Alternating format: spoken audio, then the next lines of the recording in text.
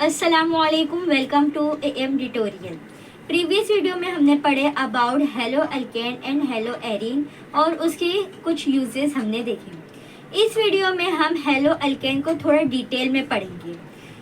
अब तक हमने क्या पढ़ा कि हेलो अल्केन, जिसे हम अल्काइल हैलाइड भी कहते हैं, इसमें होता क्या है कि एक एलिफेटिक हाइड्रोकार्बन, एलिफेटिक हाइड्रोकार्बन किसे कहते हैं? एलिफेटिक मतलब स्ट्रेट चेन जिसमें रिंग स्ट्रक्चर ना हो। एलिफेटिक में स्ट्रेट चेन ब्रांच कुछ भी चलेगा, बस रिंग नहीं होना चाहिए, सो दैट इज एलिफेटिक। कोई भी एलिफेटिक हाइड्रोकार्बन में जब हाइड्रोजन रिप्लेस हो जाता है हेलोजन के साथ, तो हमें मिलता है एक हेलो अल्केन। एग्जाम्पल के तौर पर हम पढ़ते हैं मीथेन की। Methane is CH4। मीथेन का स्ट्रक्चर क्या होता है? बीच में होता है कार्बन और अराउंड में होता है हाइड्रोजन। जब हेलोजन ग्रुप में से कोई एक हेलोजन, मान लो क्लोरीन आ जाता है और हाइड्रोजन की जगह क्लोरीन आ जाता है, तो अब वो क्या बनेगा? CH3Cl, hello alkane. देखो, अल्केन जुड़ जाता है एक हेलोजन के साथ, दैट इज हेलो अल्केन। लेकिन कहानी यहाँ तक खत्म नहीं हुई। ये तीन हाइड्रोजन की जगह कोई भी रिप्लेस कर सकता है। जिस तरह CH3Cl है, इसी तरह CH2Cl2, CHCl3, CCl4। और एक इम्पोर्टेंट कॉन्सेप्ट ये भी है कि हेलो अल्केन का हाइब्रिडाइजेशन क्या होता है? हाइब्रिडाइजेशन हेलो अल्केन का होता है sp3। अब हम डिस्कस करने वाले हैं हेलो एरीन की, जो हेलो अल्केन से सिमिलर है। हेलो अल्केन के केस में हम बात करते हैं एलिफेटिक हाइड्रोकार्बन की। यहाँ पर पूरी की पूरी कहानी किसके अराउंड है? एरोमेटिक हाइड्रोकार्बन की।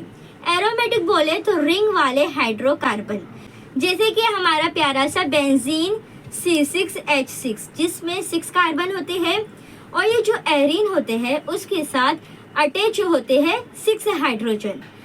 अब मान लो कि घूमते घुमाते एक क्लोरीन आ जाए और एक हाइड्रोजन की जगह को रिप्लेस करके उसकी जगह ले ले, तो क्या होगा? वो बन जाएगा हेलो एरीन। जैसे वहाँ हेलो अल्केन बन रहा था, वैसे यहाँ पे हेलो एरीन बनेगा।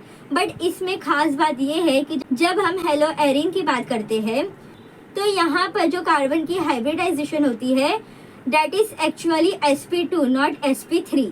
तो बच्चों, अब ये hello alkane and hello arene है, उनको हम क्लासीफाई कर सकते हैं बेस्ड ऑन कि उस कंपाउंड में कितने हेलोजन अटैच्ड है।